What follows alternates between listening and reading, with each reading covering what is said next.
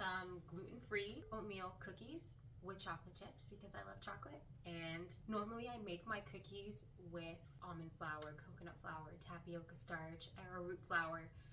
And so I tried out this recipe while I was actually trying a few different recipes that I saw online, and for some reason they just weren't really working for me. So I made this batch about a week ago and I thought it came out pretty good. So I wanted to share it with you guys. So here we go.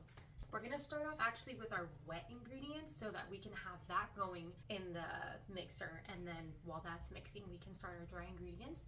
So we're gonna start off with 6 tablespoons of butter. I actually only did make this once and I wanna make sure that it's good because I don't wanna lie to y'all and make you guys do something that isn't great. So we're kind of testing this a little bit together, and I'll be honest, I'll let you know if it's a good cookie or not. I preheated my oven at 375 degrees.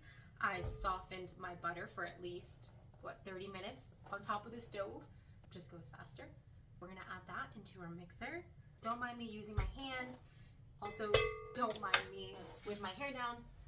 These cookies are for me and my man. No one else is having them. Don't worry about it. And then we're gonna add our sugar because we wanna mix those together. And with the white, we're doing half a cup of sugar. And I like to do this, you don't have to do this. When I finish with something, I usually put it away from me so I don't double, I need it out of the way because my mind wanders sometimes, especially since I'm making a video that I'm incredibly nervous to make because I don't like being in front of the camera. And you might be asking, then why are you in front of a camera? And that's because I'm trying something different. I want to see if I can be that confident girl who can be in front of a camera and not care what others think. I'm a bartender, so I've been a bartender my whole life, and it's so much easier when you're at work and you're putting on, not a show, but it's not the real you. I put a smile on and I'm happy and I'm nice, and it's nice to just be yourself in your home and not always have to put that smile on your face. Okay, so, I already fucked this up. So, I actually already messed up the recipe. It was supposed to be a 1/4 cup of white sugar, and I did half a cup of white sugar, and it was supposed to be half a cup of brown sugar. See, I have this written down. I literally only made this recipe one time, but we're gonna go with it. If it comes out good, great. If not, I'll tell you not to make it. We're gonna pack that in tight, because that's what they tell you to do. And we're gonna do 2 tablespoons of coconut sugar. It also adds a nice depth of flavor. Mix this up. This is gonna be a cup of gluten-free. Then I grab a knife and I use the flat side, so it's not super packed, because if you pack it, then you have too much flour, and then you have a drier cookie. Then we're gonna add some salt, 1/4 teaspoon, half teaspoon of baking powder, a 1/4 teaspoon of baking soda. So we're gonna also add some cinnamon. I'm thinking half a teaspoon. And then we're gonna add our rolled oats. And I'm going with half a cup. Yeah, half a cup looks right. Let's stick with that. It smells delicious already. This is what it looks like so far. I'm gonna be real with y'all. I want something that feels like we can all try things together, and if we fuck up, we fuck up. You can tell me recipes to try. All right, so I'm gonna open this up and I'm gonna crack 1 egg. We're gonna scrape down the sides again so it all incorporates. Just want a smooth consistency. And guys, I'm not a professional baker by any means. Oh, I forgot vanilla. I probably end up putting a teaspoon. Next, I am putting half golden, half regular. I have them and I want to use both. So I would say all in all, it looks like about 3/4 of a cup. Then I'm adding my chocolate chips. I'll probably add half a cup. So this is what it's looking like. I have my cookie scooper.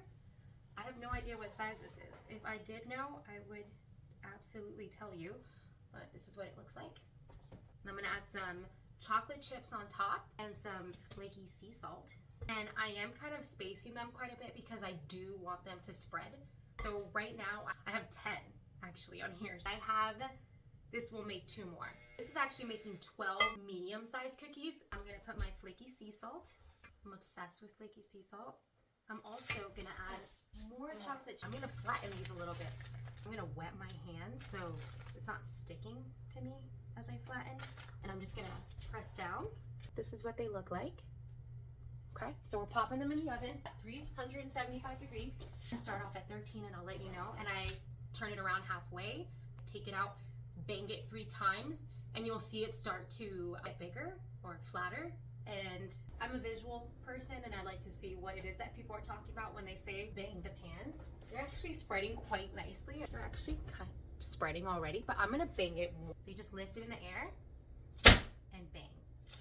So I want to show you what that did. Definitely started to spread. I'm gonna pop them back in the oven. It's been 15 minutes, so I added another minute, probably because I put too much cookies in the tray. They're looking amazing and they're smelling amazing. So this is what they look like. You can see that it's still soft, but once they cool down a bit, I'll give them a taste and let you know how it goes. The cookies cooled for about 15 minutes, and this is what it looks like. That's what the back looks like. Yeah, it was just like soft. Yeah.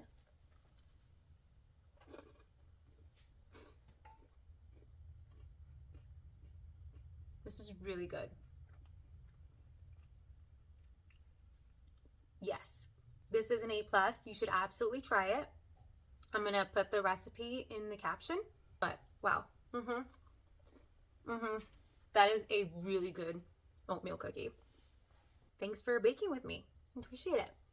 Have a good day, guys. Bye.